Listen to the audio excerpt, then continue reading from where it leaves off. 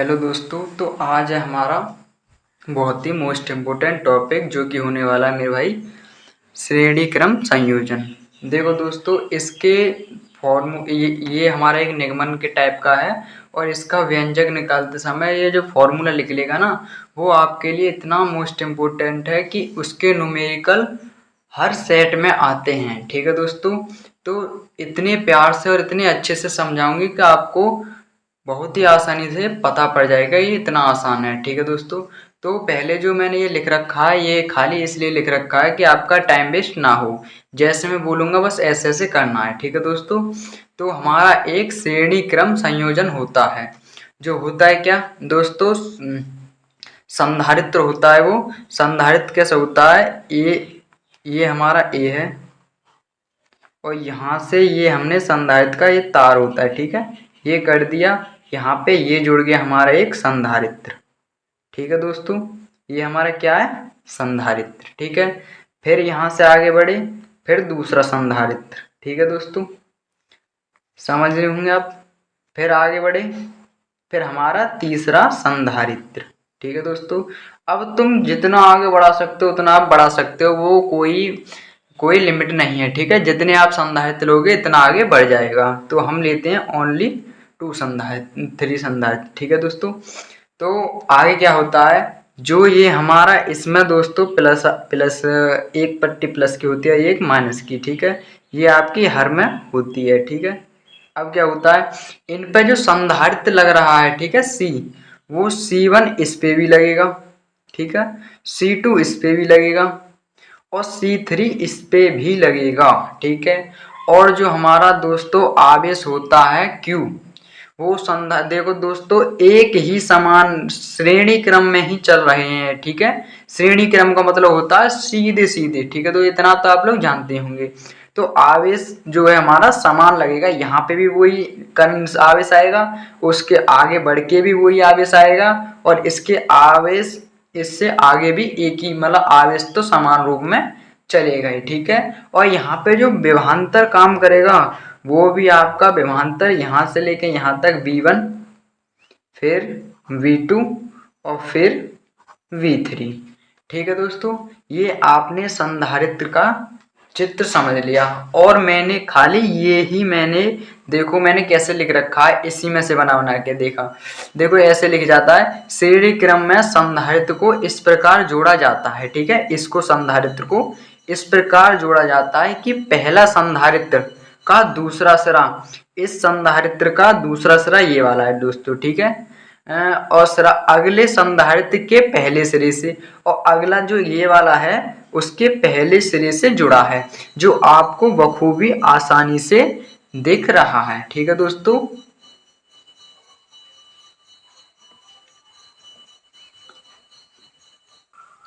ठीक है दोस्तों, ये आपको दिख रहा होगा। ये इससे तो कोई लेना देना नहीं है, ये तो आपको जैसी चित्र बनाओगे इसे लिख दोगे।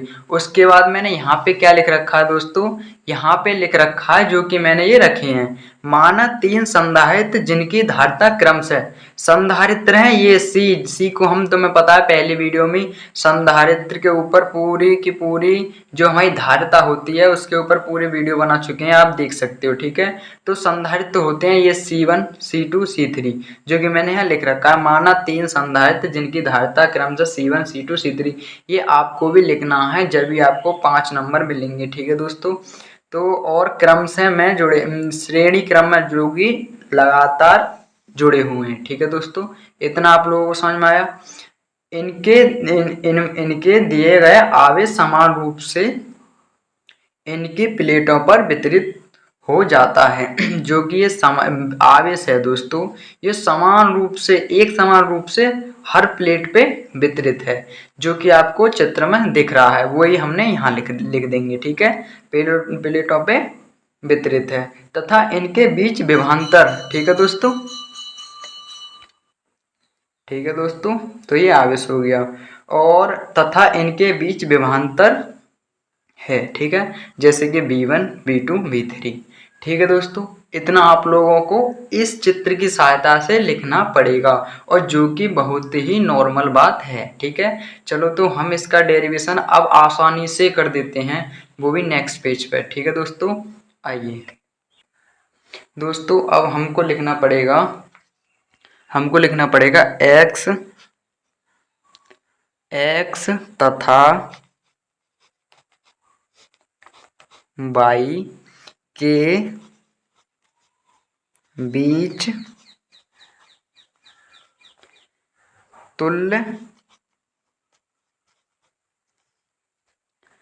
आवेश। ठीक है दोस्तों, तुल्य आवेश, ठीक, तुल्य आवेश Q हो तो, ठीक है दोस्तों, हाँ, तुल्य आवेश Q हो तो इतना आप लोगों ने लिख लिया। तो हमारा क्या हो जाएगा दोस्तों, हमारा हो जाएगा Q बराबर Q1 plus Q2 plus Q3। ठीक है दोस्तों, ये हमने समीकरण मान लिया 1। ठीक दोस्तों, अब हमको क्या करना पड़ेगा, इसकी वजह से हमको निकालना पड़ेगा यहाँ पे दोस्तों, सॉरी दोस्तों, दोस्तों ये है ना ये हमने एक मिस्टेक कर दी। ये तुल्य प्रतिरोध जो है ना वो यहाँ पे V आएगा, विभवांतर। ठीक है दोस्तों, यहाँ पे विभवांतर आएगा।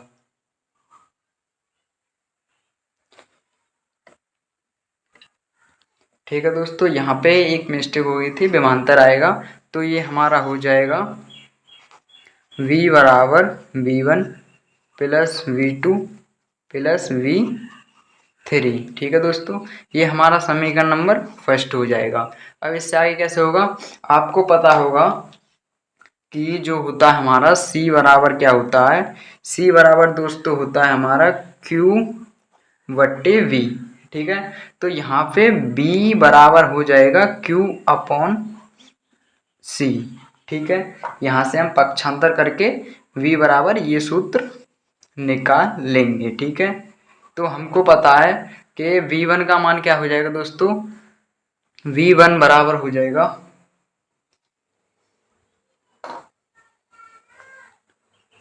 V1 बराबर, आवेश तो समान ही है दोस्तों हर एक पे, ठीक है, और यहाँ पे देखो आवेश तो समान है और C1 आ जाएगा। ठीक है, यहाँ पे C1, तो हमारा V1 हो जाएगा C1 और V2 क्या हो जाएगा दोस्तों, आवेश यहाँ पे भी समान ही है, देखो आवेश यहाँ पे भी समान है और यहाँ धारिता C2 हो जाएगी। ठीक है, C2 और V3 बराबर क्या हो जाएगा दोस्तों, यहाँ पे भी आवेश समान है और धारिता हो जाएगी C3। यहाँ तक आपको कोई प्रॉब्लम नहीं होगी। ठीक है, अब समीकरण 1 में इनका सबका मान रखने पर, समीकरण 1 में, ठीक है, इनका मान रख देंगे हम, तो ये हमारा क्या हो जाएगा दोस्तों, तो ये हो जाएगा हमारा V बराबर Q(C1) प्लस V बराबर, इस V2 की जगह पर रखेंगे C2, इनको V2 की जगह पर C2, ठीक है, प्लस QC3। ठीक है दोस्तों, ये हमने मान यहाँ पे सारे रख दिए, ये समीकरण नंबर 2 हो गया। ठीक है दोस्तों, अब क्या करेंगे, यहाँ से यहाँ पे हमको क्या है, हमको पूरा निगमन हमारा हो चुका है, बस खाली हमें C निकालना पड़ेगा जो कि संधारित्र होता है। ठीक है, तो हमें यहाँ पे लिखना पड़ेगा दोस्तों, हमें लिखना पड़ेगा यदि X तथा Y को X तथा Y के बीच तुल्य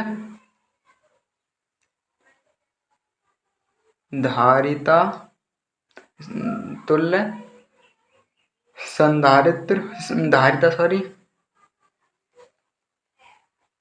C हो तो, ठीक है दोस्तों, यहाँ पे C हो तो B बराबर हमारा यहाँ पे हमने बता ही रखा है, एक और बोल बता देता हूँ दोस्तों यहाँ पे तुमको, तो हमारा C बराबर हो जाएगा Q अपॉन V, तो हमारा यहाँ से निकल के आ जाएगा v बराबर q अपॉन c। ठीक है, ये हम v के स्थान पे रख देंगे और हमारा निगमन हो चुका। ठीक है, यहाँ इधर बता देता हूँ। तो समीकरण 2 में, ठीक है, समीकरण 2 में तो v की जगह पे हम रखेंगे q अपॉन c बराबर, यहाँ पे पहले यूँ उतार देंगे पूरी को, q upon c1 plus q upon c2 plus q upon c3। ठीक है, अब यहाँ से हम क्या करेंगे दोस्तों, यहाँ पे हम इधर की साइड को q हमारे समय दिख रहा है तो हम q को ले लेंगे कॉमन। ठीक है, कॉमन ले लेंगे, यहाँ पे क्या बचेगा c 1/c1 plus 1/c2 plus 1/c3। ठीक है दोस्तों, ये हमारा बच गया। अब क्या करेंगे दोस्तों, अब यहाँ से हमको पता है ये हमारा कैंसल आउट हो जाएगा। ठीक है, दोनों, तो हमारा यहाँ पे बचेगा 1/c बराबर 1/c1 plus 1/c2 plus 1/c3। अगर दोस्तों ये हो गया हमारा निगमन, यहाँ पे ही दोस्तों अगर हमारा संधारित्र, अगर हम संधारित्र जितने जोड़ेंगे इतने हमारी निकल जाएगा। ठीक है, जितने हम आगे इनको दोस्तों अगर हम और आगे बढ़ाते तो यहाँ पे और आगे निकल जाते, जो कि हो जाता 1/c4 1/c5 1/c6। ठीक है, ऐसे निकल जाता। तो ये यहाँ पे आपका फिनिश हो गया। होप करता हूँ कि इस वीडियो में आपको कोई प्रॉब्लम नहीं होगी। तो दोस्तों धन्यवाद।